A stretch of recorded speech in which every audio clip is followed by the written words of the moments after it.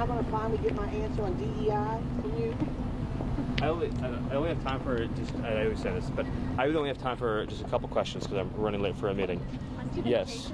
Yes. I know you've said that everyone who was deported was either a gang member or a violent criminal in Venezuela. Yes. But we've learned of at least one man who has no criminal record here in the U.S. according to his deportation orders, and he had no criminal record in Venezuela either. So why do you think someone like that should be sent to a Wait, maximum I'm security sorry, I'm prison? confused by the question. Is it your position that a member of Trinidad who is in our United States illegally should be allowed to commit crimes limitlessly until such time as that individual is incarcerated? That it should be open season on Americans? The TDAs come in, it's like ISIS coming into your country or Al-Qaeda coming into your country. And that you let them stay here, catch and release, catch and release, catch and release, and then eventually, only after they've served some prison time in America do they get sent out. Our job is to send the terrorists out before anyone else gets raped or murdered. Other questions? I'm not making the case that outside the White House last night featured Palestinian flags, but also I saw Hamas flags flying outside the White House. Does this administration believe that the flying of these flags could be a national security risk outside the White House?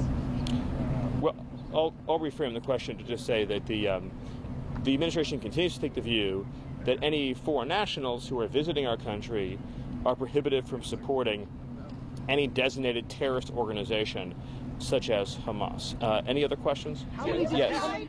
Is President Trump still calling for the impeachment of Judge Boasberg in this case, despite what Chief Justice Roberts said yesterday? Of course the president stands by his comments, absolutely, as do we all, as does the entire administration. You cannot have a democracy where single individual district court judges can assume the full total powers of the commander-in-chief. Even on the Supreme Court, it takes agreement of 5 Supreme Court justices to change a federal policy. 5. A single district court judge out of 700 cannot set policy for the entire nation, let alone on national security and public safety issues.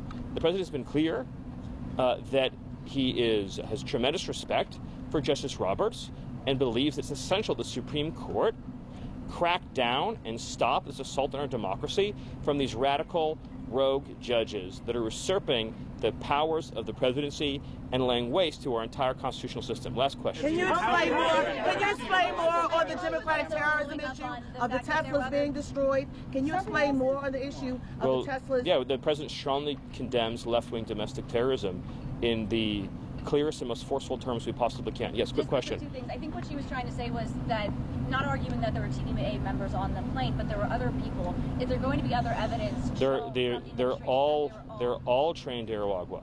And again, let me give a concrete example of this just to illustrate the principle here.